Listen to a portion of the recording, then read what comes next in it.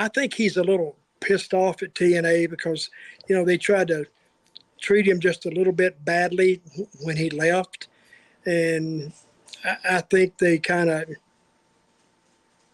you can have your feelings hurt after all he did for TNA, and now they're trying to tell him this, that, and the other. Well, he's not going to.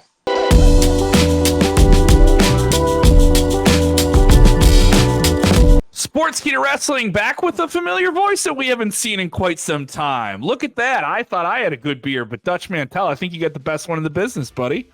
Well, thank you very much. Yeah, the last month for me has been very, very difficult. I can imagine. I want to ask you how you feeling. I feel okay. Mm-hmm. But I was in the hospital. Then my wife was in the hospital. Then I was back in. Then we've been playing like, who's in the hospital today. And it's very, very difficult. Plus, dealing with insurance and all that is driven me crazy. So, but I'm here. So I'll make it one way or the other. Well, can we talk about some wrestling? Can we talk about the even crazier world of professional wrestling? Because we have plenty of big topics for you to catch up on that have been going on since your absence. Oh, so we're talking wrestling? Yeah. Are you aware of this professional wrestling? That's boring shit, but we can talk it. Go ahead. Hey, catch me up, man, because the hospital I was in, I couldn't get Raw or SmackDown. Mm-hmm. But I just lay there and take medicine, I guess. But anyway, catch me up on what's happened. Well, a lot's picking up. WWE's Crown Jewel this weekend. They're going to do Gunther versus Cody Rhodes. It's sort of a big match. Some people think maybe they're jumping the gun on that. They're building to some things with Kevin. Gunther. Go ahead there, Dutch. Go ahead. Who's against Cody? Cody versus Gunther is going to happen this weekend. Yeah, I think they jumped the gun on that, like you said. I don't think they were ready for that. Some other big matches on that they're building to as well. And, of course, they're going to do a six-man tag with the old bloodline versus the new bloodline. People think that's just a foregone conclusion that we'll get them in Survivor Series and War Games. So some things, it's WWE in Saudi Arabia. The shows are significant, but never like as big as something else they're doing. Yep. But to see what they got is all I can say. You think you know all the wrestling stories? There's more you haven't heard yet. Join us on Backstage Pass. Obviously, we can talk about the wild world of what is actually happening in the professional wrestling landscape. A company you are familiar with is TNA Wrestling. They just had a successful Bound for Glory show, one of their most successful shows they've had in quite some time. They drew a big crowd there at Wayne University, a big crowd for them as the third biggest company in the United States. And they always do the TNA Hall of Fame induction there. They do maybe one or two singular inductions. There was a widespread report that AJ Styles would potentially be in line to do that. Now, WWE has a working relationship now with TNA, which is wild and fun to see evolve. Jordan Grace is going to do something with WWE NXT next week. Now, AJ has gone on the record saying he himself refused the TNA Hall of Fame induction, saying that he's still an active wrestler, even though he's currently injured, but there's a lot of debate about what his future could be with WWE, and the reports of him potentially having his contract come up this year, but with injury time, that could roll over. Who knows? So what do you think specifically of AJ as a talent? I know you got to do some work with him in TNA, and this stage of his career where it's just a matter of how do you want to end it? Do you want to stay active? I mean, how big of a note do you want to end your career on? AJ is a very, very special talent. I would hope he gets a big send-off, right? Tremendous talent, and I might add, almost self-trained, because he started up there around where he lives and somewhere in Georgia. I forgot where the town he lives in. I've been there 1,000 times, can't even think of the name now. But he was self-trained, self-taught more or less. But he was the phenomenal AJ Styles fits him because a phenomenal talent. Now, about him turning down the TNA Hall of Fame induction, I think he's a little pissed off at TNA because, they tried to treat him just a little bit badly when he left.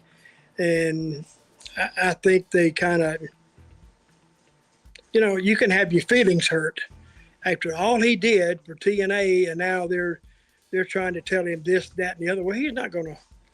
And I don't think he even wants to stain his WWE induction, which he will be inducted into that. Oh yeah, he's a WWE Hall of Famer for sure. Okay, so I don't think he even wants it. I think he was trying to be as nice as he can because he's a good guy. He really is. I've never heard AJ talk about anybody badly, unless it was me when he would lose those bets on those college football games. He would talk bad about me then. But so I can't say for sure why he is ignoring them, but it's understandable. Because a lot of people that came out of TNA, that was their it wasn't great to work there at the end. There was too much dissension. They were just too much going on, and it was more of negativity than it was positivity. And I think AJ was there the day they opened, and he's still there now. But he stayed a long time with TNA, so I think this could be a personal thing on AJ's part, and if it is, I can't hold it against him. How special was he to work with? I know you didn't have any direct work with him when you were in TNA, correct? Or were you working? Yeah, I agented some of his matches, but the agent, if they wanted me to agent a match instead of just writing the TV, that was fun. But see, when you go to AJ and said, okay, this is what we got, what's your idea on it? Because he's the talent. He's the one going to have to play the guitar. He's going to have to pick the chords and strum the guitar. So you give it to this is why you age it. You give it to the talent first and say, think about it. I'll be back in about 20 minutes, 30 minutes. And so let these 2 guys or 4 guys think about how to get to that finish or that ending in a good, positive way. And you come back and you see what they got. Then you throw your stuff in there, and if it needs a little more work, they work on it a little more. And eventually, after about 2 times back, that they pretty well have it in place, because that's their job. Their job is to actually do the work.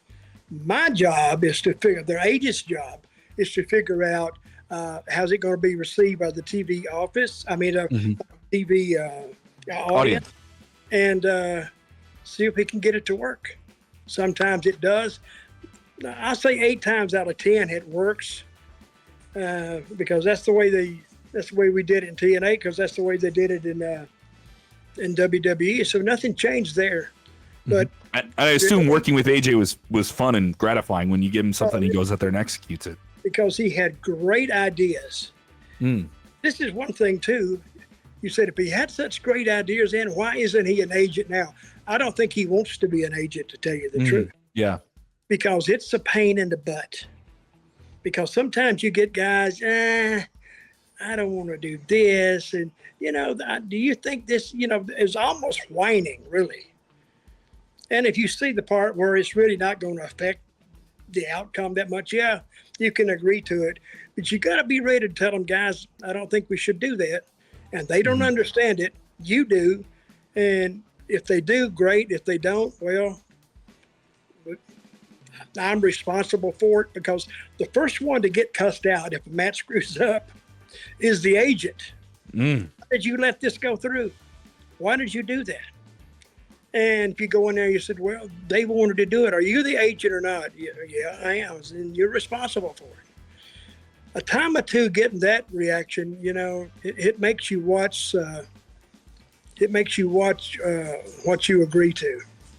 But with AJ, you didn't have to worry about that, because even if the outcome was kind of botched, AJ made it work really on the spur of the moment. He was that good. So I have a lot of respect for AJ, and he definitely belongs in several Hall of Fames. Now, he may take TNA after he takes the WWE Hall of Fame. He may take that, and he may not. But he's working for the #1 wrestling company in the universe. I don't know if they got a wrestling company in Mars, but he does. He's working for the #1 company, and I watched him have a match not too long ago. He's still, he's been in the business how long? 20 years? Long time. Well, got to be over 20 years, right? Maybe. Over 20 years. Yeah. And I Probably remember year 25. I remember when they found him in Georgia, or when I became aware of him. Bill Behrens, who did a little work with TNA, he brought it to everybody's attention because he liked AJ, and Bill was the promoter of several of an independent company down there, and what Bill said was true. And when I first saw him, he just came straight off the independent circuit with no training in a higher league, and he went out there, and you'd think he'd worked 10 years, but he'd only really worked about a year. And for anybody to, maybe a little longer than that, but for anybody to pick up the art, and it is an art form, to pick up the art form of professional wrestling, not only in the moves, but in the psychology of it and in the timing of it. He was just a natural, and he had that from the beginning, and he still got it today.